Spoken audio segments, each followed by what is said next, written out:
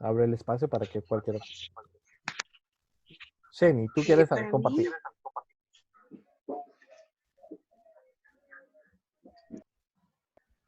sí, para mí fue una experiencia de que lo veo como mi padre, ¿verdad? Que me cobija, que me ayuda, eh, quien me llama siempre a la reflexión. Cuando me equivoco, no importa por qué me haya equivocado, simple y sencillamente me dice, yo estoy aquí para ti en cualquier momento. Eh, es lo que yo pude experimentar. Muchas gracias, Aura Marina. ¿Alguien más que quiera compartirnos cómo les fue en este momento de oración de la mañana, en ese primer encuentro?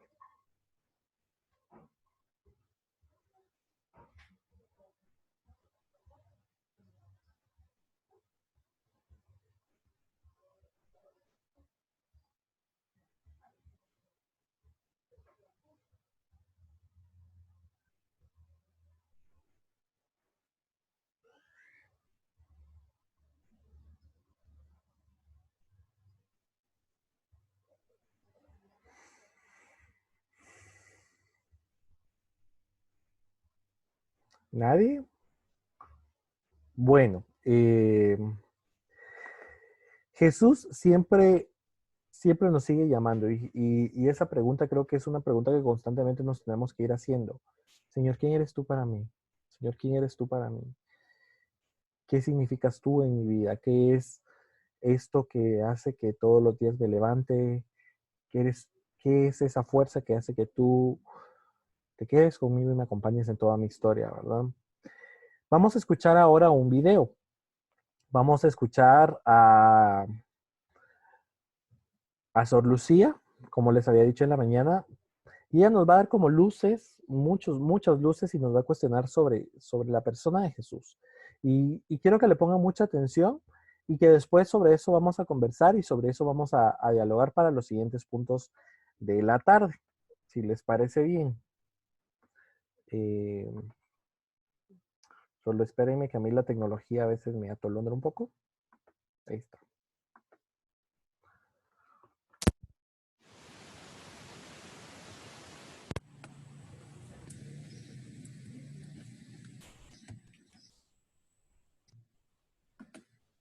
Masterclass. Es una monja dominica, vive en un convento de clausura, como os decía, en Manresa.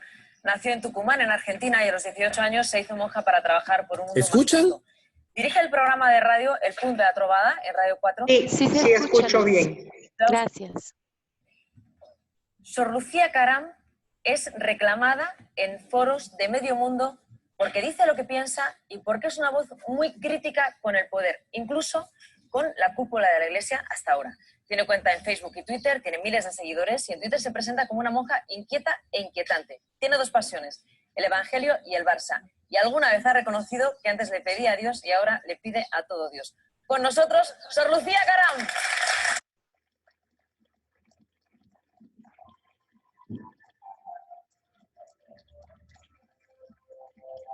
¿Qué tal, Sor Lucía? Muy bien. Bueno, bienvenida a Torres Reyes. Aquí tienes tu programa y tu espacio y tus 5 minutos. Muchísimas gracias. Vas a hablar sobre si cabe Dios en Internet. Cabe todo Dios en Internet. Adelante.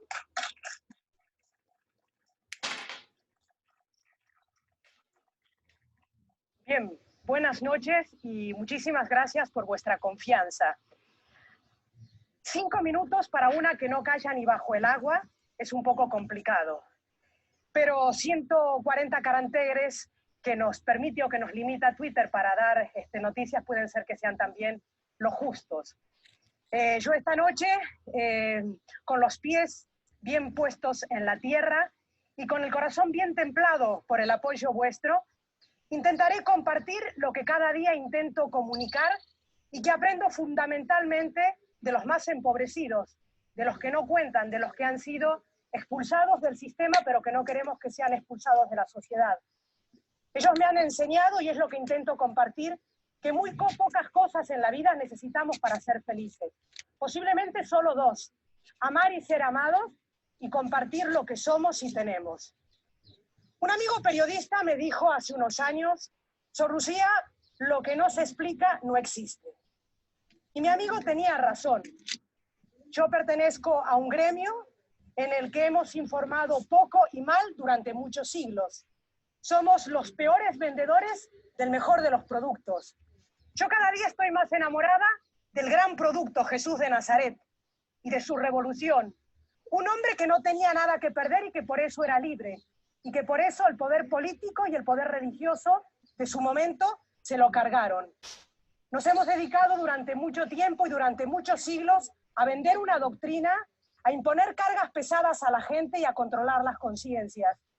Y poco a poco nos hicimos un Dios a imagen y semejanza de nuestra codicia y de nuestro afán de poder, de nuestro afán de dominar. Quisimos mantener una serie de privilegios y poco a poco nos fuimos alejando de la gente, alejando de la humanidad. Y poco a poco fuimos expulsando a Dios, al Dios de la vida, al Dios amigo de los pobres, al que pasó compadeciéndose de las multitudes y se hizo uno de tantos. A este Dios lo expulsamos de la sociedad para sentar en su trono otros dioses que nosotros nos habíamos inventado. Y nos alejamos también de las personas, y nos alejamos de sus sufrimientos y de sus esperanzas. Y lejos de ellos empezamos a hablar otro lenguaje, y desconectamos totalmente. Y nuestro mensaje comenzó a ser absolutamente irrelevante. Nos pasó como en la Torre de Babel. Nuestras lenguas se confundieron y empezamos a vender humo y empezamos a cargar cargas pesadas a la gente y nuestras celebraciones quedaron vacías y acabamos expulsando al personal. Convertimos la experiencia de Dios, la espiritualidad, en dogma y lo que es peor, intentamos apagar el fuego del espíritu que el que nos hace salir de nosotros mismos para ir a encontrarlo en los más pobres y allá servirlo. Todo esto nos ha pasado, pero irrumpió en la historia y irrumpió en nuestro tiempo la figura apasionante de Jesús de Nazaret. Uno que es mentira, no fundó ninguna religión. Vino a instaurar un nuevo orden. Vino a decir que venía a anunciar una buena noticia a los pobres, a abrir las prisiones injustas, a dar la vista a los ciegos y a liberar a los que estaban oprimidos. Y su clamor resonó de nuevo en nuestra historia y nos despertó. Este Jesús nos hizo sentir su voz en el clamor de los excluidos de nuestra sociedad. Y en esta maldita crisis que tiene que ser una bendita oportunidad, los más pobres nos han despertado. Y nos han despertado y nos han dicho que la única religión válida es la del servicio y la del compromiso, la del amor.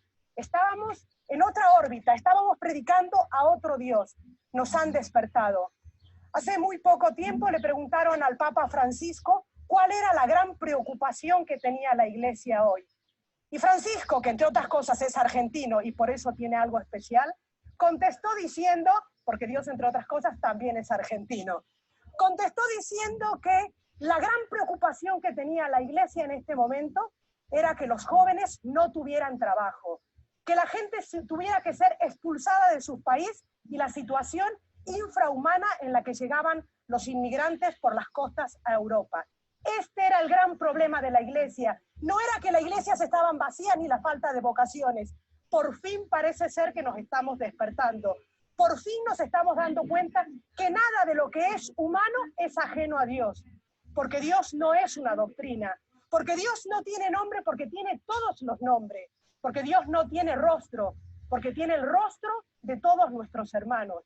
Porque Dios no tiene manos, tiene nuestras manos para consolar, para enjugar las lágrimas y para hacer un mundo mucho más bonito. Para eso estamos todos nosotros. El gran reto hoy, vuestro reto y mi reto hoy, es aliarnos con los medios de comunicación, que han sido los que nos han ayudado a dar voz a los que no tienen voz, los que están ayudando a que su voz resuene y despierte conciencias. El gran reto es ir por tierra, por cielo, por aire, desde la nube y por todos los medios, creando una conspiración para que de una vez por todas estalle la paz. La paz es posible, depende de cada uno de nosotros. Todos somos corresponsables de que este mundo cambie. Todos somos responsables de que en el mundo esté presente Dios. Y cuando digo Dios, digo bondad, digo ternura, digo justicia, digo compromiso. Las redes sociales están llenas de lo que nosotros tenemos dentro. ¿Cómo cambiar para que eso sea una buena noticia? Empecemos a sembrar en nuestras vidas bondad, verdad, ternura, comprensión. Dejemos fuera el insulto, la revancha, la descalificación. Y os aseguro que el mundo comenzará a ser mejor.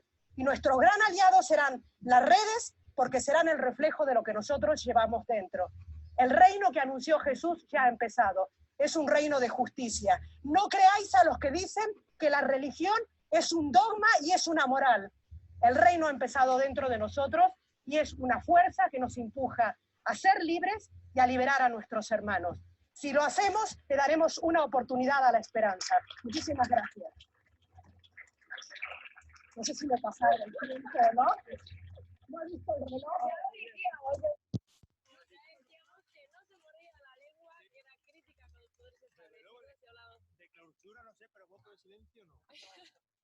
Bien, escucharon, ¿verdad? ¿Se oyó bien? Sí, se escuchó. A ver, Se ¿qué escuchó opiniones, súper bien, sí. qué opiniones les merece? A ver, los escuchamos. ¿Alguien quiere decir algo? ¿Alguien quiere hacer alguna resonancia?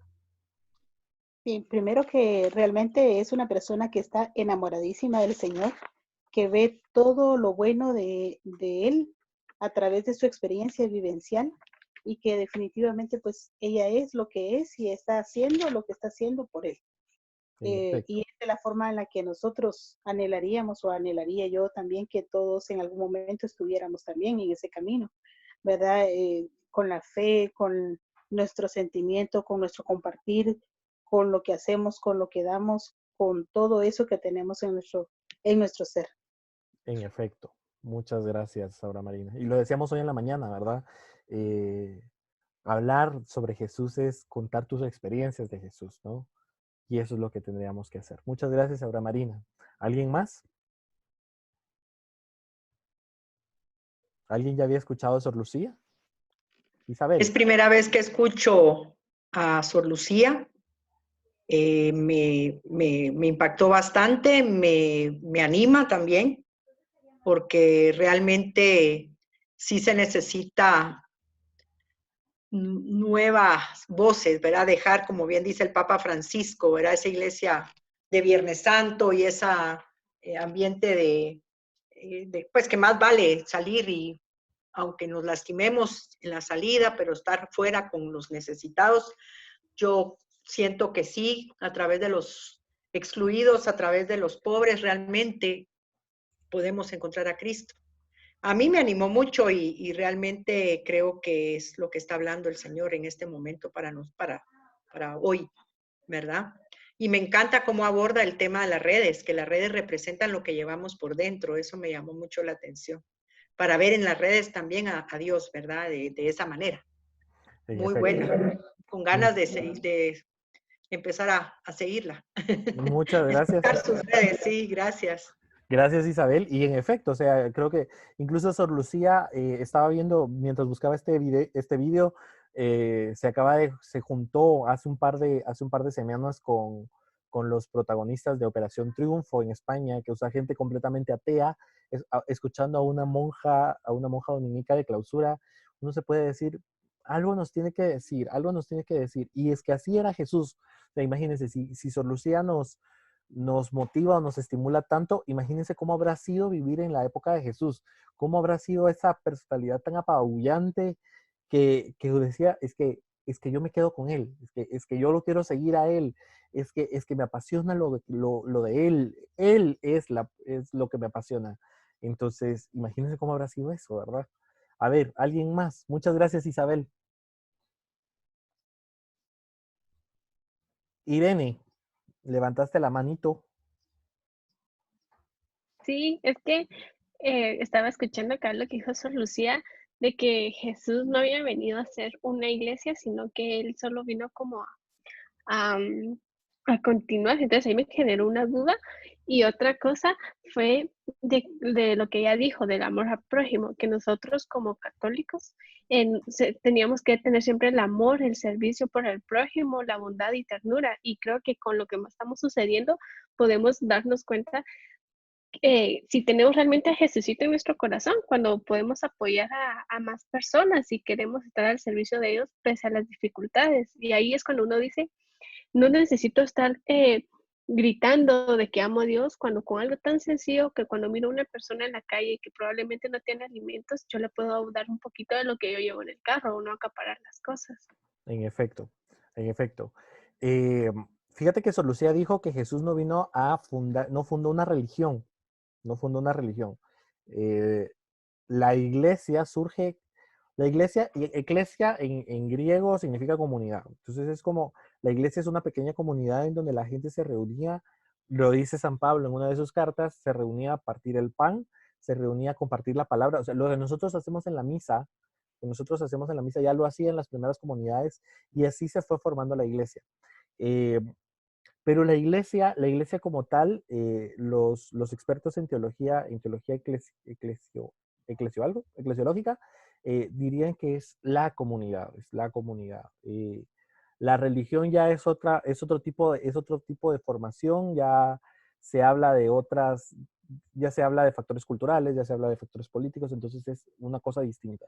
Lo de Jesús sí fue ese nuevo orden y esa nueva comunidad, esa nueva forma de ser comunidad, esa nueva forma de ser iglesia. Y eso trasciende la religión. O sea, eso puedo ser yo evangélico, testigo de Jehová, mormón. La comunidad la voy a seguir teniendo, esa iglesia la voy a seguir teniendo. La religión y el modo, la forma, la manera, pues eso ya es distinto, ¿verdad? Que eso va más en lo que ella propuso. Pero no sé si esa era tu duda, Irene.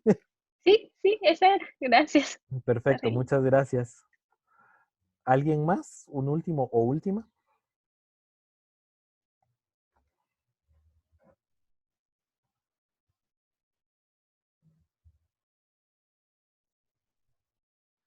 Que incluso quiero contarles que Sor Lucía hace poco, bueno, no hace poco, hace un par de años, fue muy atacada, fue muy atacada. Y el Papa Francisco la mandó a llamar para ser para ser miembro de la Comisión de Reforma Litúrgica.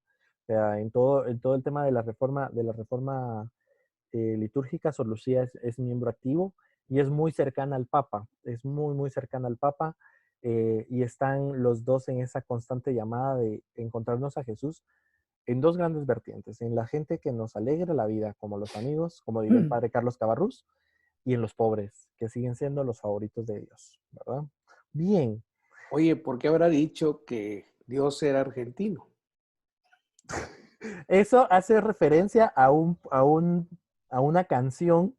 Este video es más o menos de 2015, 2016, pero ella hace referencia a una canción que sacó una banda argentina cuando el Papa Francisco eh, salió de pontífice. Entonces, como hay una pugna entre los brasileños y los argentinos por una cuestión de fútbol, esta banda sacó, sí, el Papa es argentino. Y entonces los brasileños dicen, sí, el Papa es argentino, pero Dios es brasileño. Y entonces también por eso Sor Lucía hace la referencia al tema de fútbol, que Dios también es argentino.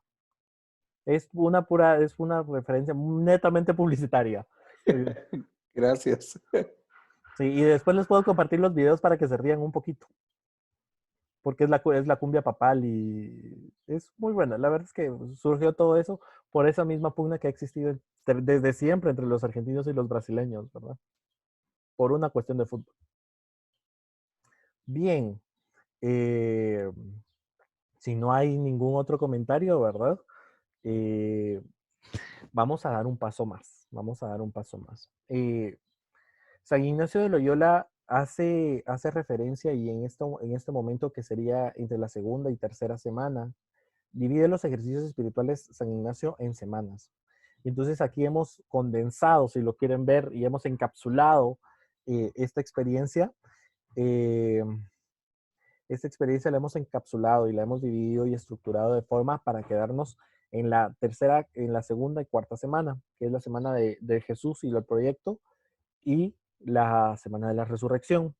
No es porque no le estemos dando preponderancia a la muerte, sino que le estamos dando importancia a la vida, a la vida del Espíritu, a la vida del Reino. Y Jesús, en este momento de los ejercicios espirituales, San Ignacio de Loyola nos propondría hacer siempre una meditación sobre lo que significa el reino de Dios. sobre lo que significa seguir a Jesús. Ya tengo yo la pregunta, ya tengo yo la respuesta de ¿quién es Jesús para mí?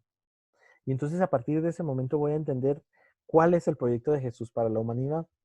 Y el proyecto de Jesús para la humanidad eh, lo encontramos como muy claro, muy claro en el postulado sobre el reino, lo que es el reino para Jesús.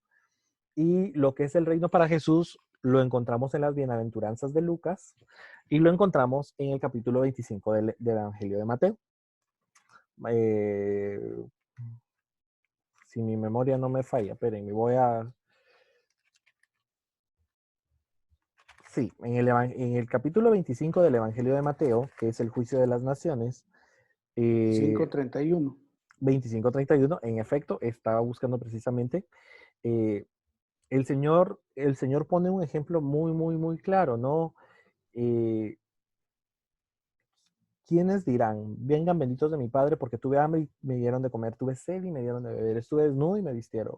Eso es el reino. El reino habla de justicia. Y incluso ahí lo cantamos a veces en misa, ¿no? Tu reino es vida, tu reino es verdad, tu reino es justicia y tu reino es paz.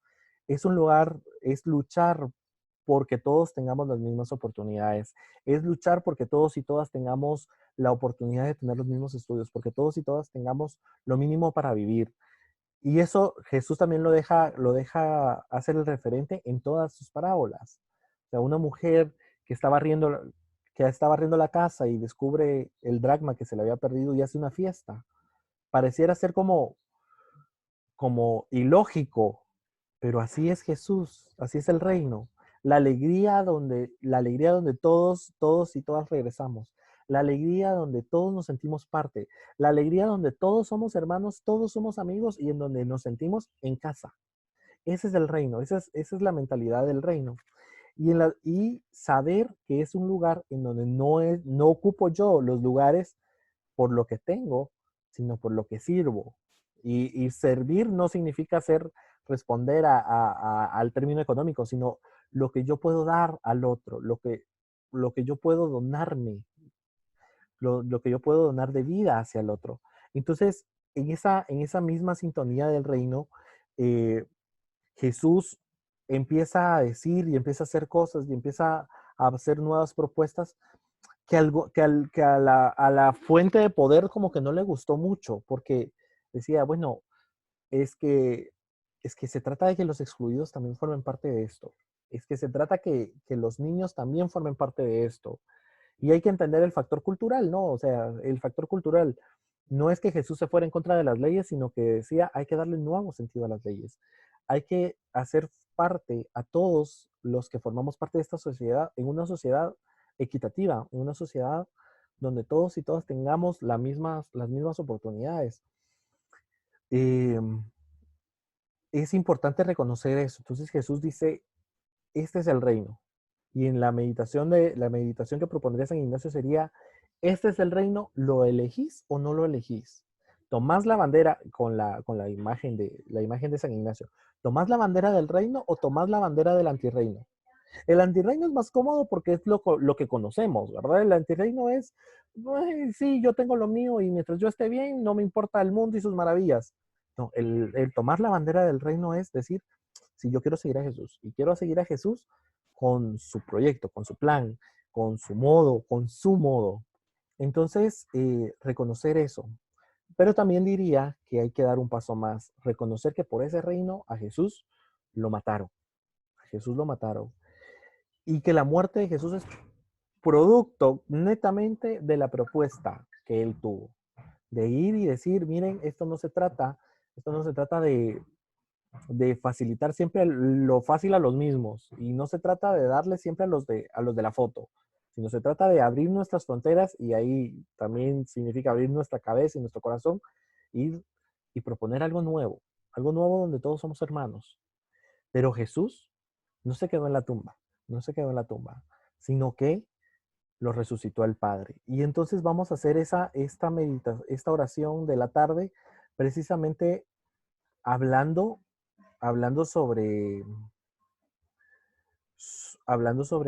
sobre Jesús y sobre el proyecto que tiene Jesús resucitado para nosotros, ¿no?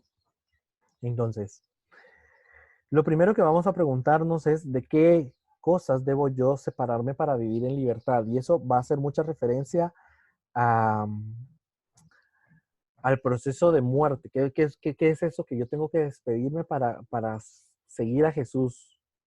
Voy a hacer referencia a un texto bíblico, ¿no? Cuando el joven rico se acerca a Jesús y le dice, Señor, quiero seguirte. Entonces le dice, mira, ya cumpliste todo. Sí, yo siempre lo he hecho. Ok, anda a vender todo lo que tenés y cuando seas libre, venís y me seguís. Entonces, ¿cuáles son esas cosas que tendría yo que despojarme para asumir ese proyecto, para seguir al resucitado? ¿Sí? Tenemos que reconocer que al ver esas circunstancias de mi propia vida, de mi propia historia, de lo que yo, he sido toda la vida, que al despojarme de eso, me doy cuenta que en el fondo igual el sepulcro está vacío. El sepulcro está vacío porque el seguir a Jesús es seguir a Jesús vivo, vivo y resucitado. Y que de esa forma todo el antiguo orden de mi propia vida y de mi propia existencia se termina. ¿Por qué? Porque la esperanza no la he perdido. Porque al dejar todas esas cosas atrás, al dejar al antiguo yo, veo que el sepulcro está vacío y eso me indica y me invita a seguir a Jesús vivo. ¿Por qué? Porque fue resucitado por el Padre. Su proyecto no se podía terminar. Y entonces aquí viene una pregunta muy, muy válida en esta preparación de la oración que vamos a hacer en un par de minutos. ¿Cómo respondo yo a su proyecto de amor? ¿Cómo respondo yo al reino de Dios? ¿Cómo respondo yo a ese Jesús que yo dije, sí, Él es mi amigo, Él es mi hermano, Él es mi Dios, Él es mi Señor? ¿Cómo respondo yo ante eso? Con palabras bonitas, pues bueno, está muy bien, pero ¿cuáles son los pasos definitivos de mi vida para yo asumir ese proyecto? ¿Cuáles son los pasos, las cosas que yo tengo que asumir de mi vida para decir sí, opto, opto por Jesús? O sea, la aceptación es un verbo en pasivo, eso quiere decir, acepto lo que no me queda de otra. Pero la opción es que brota de mí el deseo de decir, sí, yo opto por esto, opto por la vida, opto por el amor. Y eso es básico en el discernimiento. ¿Cuál es esa opción? ¿Cómo lo respondo? ¿Y cómo respondo yo al proyecto del reino? Y a partir de eso reconocer que yo no me puedo quedar con ello. Yo no me puedo quedar con ese encuentro, viéndome el ombligo como los discípulos en la transfiguración, ¿verdad? Sí, me quedo embelesado ahí y eso podría ser también una falsa imagen de Dios. Porque si ese Jesús con el cual yo me encuentro no me lleva a los otros, no me lleva a donarme, no me lleva a nutrirme para nutrir a los otros, ojo, ojo, podemos estar delante de un fetiche de Dios. Y eso muchas veces lo escuchamos en muchas prédicas. Sí, o sea, el Señor te cambió y qué bueno que te cambió. ¿Qué vas a hacer tú con los otros? ¿Cómo vas a ayudar tú a los otros para cambiar? ¿Cómo vas a ayudar tú a los otros para que ya no sigan? Sí, por la misericordia del Señor, yo ya no fumo, yo ya no tomo, yo ya no me drogo. ¿Cómo vas a ayudar a los que están fumando, a los que están tomando y a los que se están drogando? ¿Cómo lo vas a hacer? Esa alegría no te la podés quedar, sino que tenés que ir y contar a los demás. Porque a veces parecería ser que nuestro testimonio arrasa más que los tratados de teología de San Agustín y de Santo Tomás.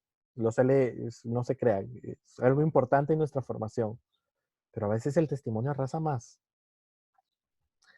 Y reconocer que en ese testimonio yo creo por los testigos, por los que me han contado que Jesús está vivo, por los que al verlos digo, es que es imposible que Jesús no esté vivo teniendo ejemplos como los de San Óscar Arnulfo Romero.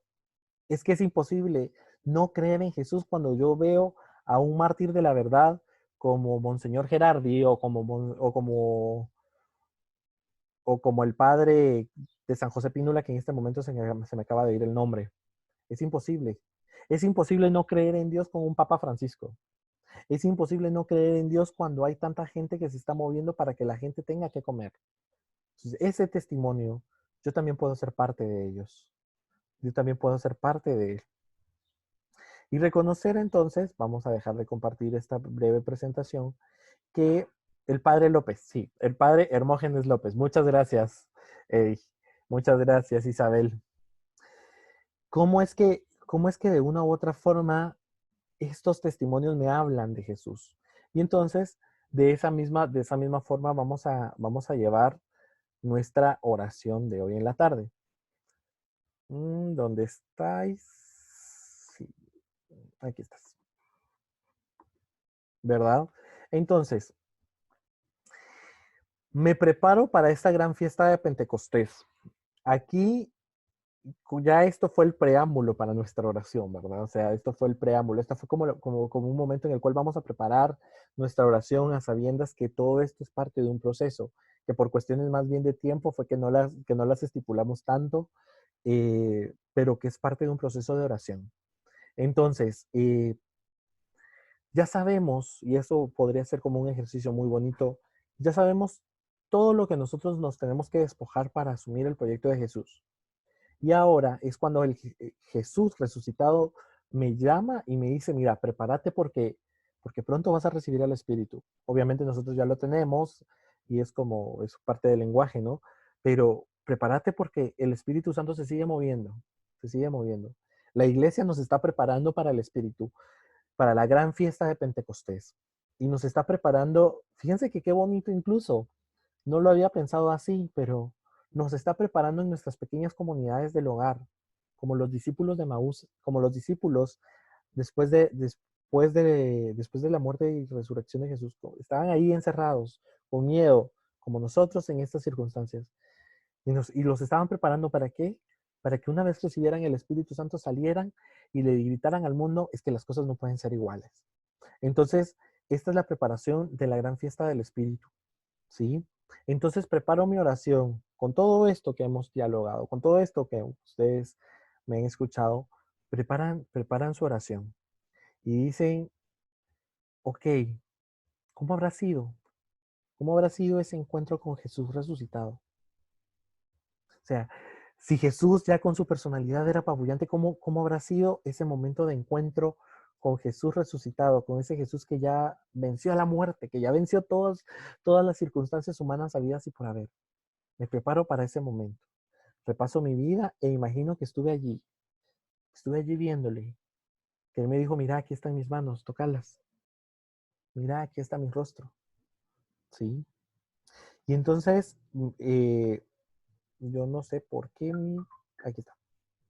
Mi mouse no furula muchas. Entonces, me preparo para todo ese momento. Podemos leer estos textos que son únicamente introductorios para la oración, que es más o menos lo que yo les he dicho. Y entonces entro en mi proceso de oración y entonces hago lo mismo que ya habíamos hecho antes. Respiro, dejo la mente en blanco y solo me dedico a contemplar la escena. Dejo que fluya mi encuentro con el Espíritu. Invoco al Espíritu para que venga sobre mí y me acompañe en esta oración para que me muestre al Padre, para que me muestre a Jesús resucitado. Y de una u otra forma me dejo llevar por ese Jesús resucitado. Y entonces me quedo con esa oración introductoria. Señor, que al ver a Jesús resucitado me anime a dar el paso para seguirlo, para construir su proyecto. Podemos resumirla y hacer la oración meditada, la oración con el cuerpo, la oración con la respiración. Señor, quiero seguirte. Señor, Jesús, quiero seguirte. Jesús, quiero seguirte. Si me pierdo, si divago, si vienen los pensamientos intrusivos, trato de regresar a esa oración de Jesús, quiero seguirte. Jesús, quiero sentirte para seguirte. Jesús, quiero estar contigo. Jesús, quiero asumir tu proyecto. Jesús, anímame a dar ese primer paso. ¿Verdad? Y entonces ya con mi preparación mental, con mi preparación del lugar, con esa vela encendida, con el incienso, allí en la naturaleza, leo atentamente alguno de estos dos textos. Los dos textos son de encuentros con el resucitado. Lucas 24, 36 y 49, que es la aparición de los discípulos, después de la aparición de los discípulos de Maús. Incluso pueden leer todo el capítulo 24 del Evangelio de Lucas, que es una belleza, es una verdadera belleza y es una joya. Eh, pero podemos quedarnos con el Evangelio, con esos versículos del 36 al 49 del Evangelio de Lucas y reconocer varias cosas de nuestras circunstancias actuales, muchas, de verdad. Los discípulos estaban encerrados, tenían dudas, tenían miedo, estaban viviendo una completa incertidumbre, tal cual nosotros en estas circunstancias de confinamiento. Pero se aparece Jesús y lo primero que pregunta, lo primero que les dice es, la paz esté con ustedes. Y entonces podemos meditar y podemos contemplar mucho este texto. ¿Qué es que Jesús me dé la paz? Me dé la paz, su paz. ¿Cómo respondo yo a su paz? Entonces podemos contemplar. La contemplación en la oración ignaciana es como si estuviéramos viviendo el momento. Imaginar estar allí en medio de los discípulos, allí encerrados, allí con miedo, y que de repente aparezca Jesús. ¿Cómo habrá sido eso? ¿Cómo sentir eso? Y después Jesús vuelve y pregunta, ¿por qué tienen miedo? ¿Por qué surgen dudas en su interior? No les dije yo que iba a volver. Y después nos dice algo muy humano. Tienen algo de comer. Y hace referencia a lo humano nuestro. ¿Qué tenés para darme? ¿Qué tenés para que otros coman? ¿Qué tenés para que esta circunstancia cambie la forma de pensar de los seres humanos? ¿Cómo lo podés enriquecer? Y podemos quedarnos con una contemplación allí en el capítulo 24 del Evangelio de San Lucas. Pero podemos tomar también el capítulo 20, 19-23 del Evangelio de San Juan, que es precisamente el encuentro con los discípulos, ¿verdad? Era un domingo por la tarde y Juan es como buen evangelista romántico, ¿verdad? Me encanta, a mí el Evangelio de San Juan me encanta porque es un evangelio muy de sentido, muy de sentimientos, muy de emociones. Tal vez es el sesgo psicológico, diría Isabel. Y él habla mucho de esos encuentros porque para él lo marcaron. Entonces era un domingo por la tarde, aquel mismo domingo por la tarde. Estábamos reunidos los discípulos y ahí Jesús aparece y vuelve a decirnos la paz esté con ustedes. Y lo repite nuevamente. Y ahí en el Evangelio de San Juan da una misión y da una misión clara. Entonces podemos quedarnos con cualquiera de estos dos textos y reconocer que Jesús no me lo está diciendo a mí, me lo está diciendo a mí. Y entonces podemos leer estos breves puntos sobre el Evangelio y podemos hacer un ejercicio distinto en esta oración, un ejercicio distinto en esta oración. Y podríamos preguntarnos, en mi vida, ¿quiénes han sido estos testigos de Jesús resucitado que me han hecho que hoy crean? Aquí hay unos ejemplos que son como muy sociales, muy de la iglesia. Monseñor Gerardi, San Oscar Romero, Don Helder Cámara, que es un obispo brasileño, el Mahatma Gandhi o Martin Luther King, que dijo, miren, tengo un sueño, uno de los santos de mi devoción, San Juan 23, Ana Frank, Ignacio Yacuría y sus compañeros. O sea, estos son como ejemplos de testigos del resucitado a nivel macro, pero a nivel micro, a nivel de mi vida, ¿quiénes son esos testigos de Jesús resucitado en mi vida? Mi mamá que me enseñó esa primera oración, esa noche camino a mi casa, y que me dijo, mira, cuando tengas miedo, junta tus manitas y decí, Dios te salve María, llena eres de gracia. Y vas a ver cómo, si yo no estoy, tu mamá María te va a tomar de la mano y te va a decir, no estás solo, no estás solo. Y eso es un testigo del resucitado en mi vida. O mi abuela que me enseñó a decir, mira, Dios siempre es más fuerte que todo lo tuyo. Entonces podemos hacer como un ejercicio, después de tener ese encuentro con el resucitado, de ver que Jesús resucitado se manifiesta en nuestra vida con gente muy puntual, con gente muy puntual.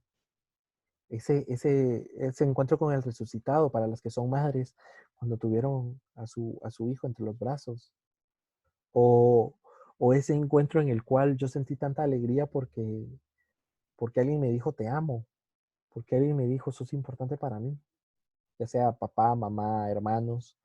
Ese momento en el cual yo me convertí en hermano mayor, cuando yo vi a mi primer hermanito llegando a casa y dije que Jesús me está llamando a cuidarlo. Ese tipo de circunstancias nos pueden servir mucho, mucha de materia en esta oración.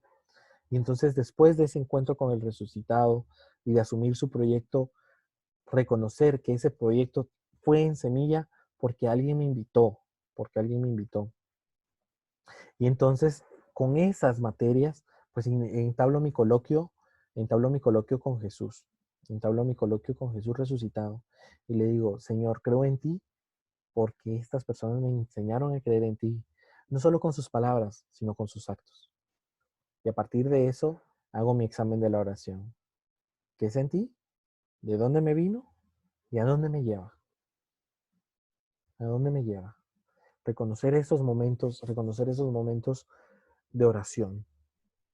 Y entonces, esta oración es una oración que puede ser muy larga, muy, muy larga. Entonces, hay que dosificar. Son como lanzo ideas para que todos y todas podamos asumirlas y veamos lo que más nos hace crecer, lo que nos pueda servir más. Entonces, esta oración ya está subida en el portal, dice. Esta oración ya está en la página de internet. Si alguien tiene problemas de acceder, pues me escribe y con mucho gusto. Y pues no sé, si alguien quiere compartir o alguien tiene alguna duda. Hablé mucho hoy, perdón, porque este tema me apasiona mucho, pero no sé, ¿alguien quiere compartir algo?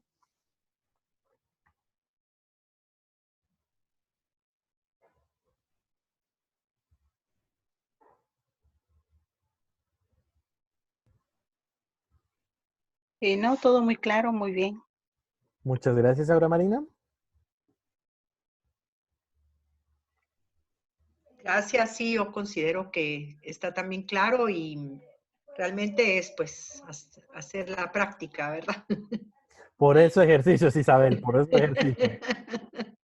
Así que vamos a entrar a este tema, qué lindo, el resucitado que me regala el Espíritu.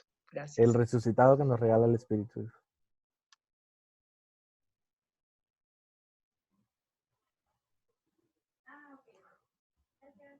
Perfecto. ¿Nadie más?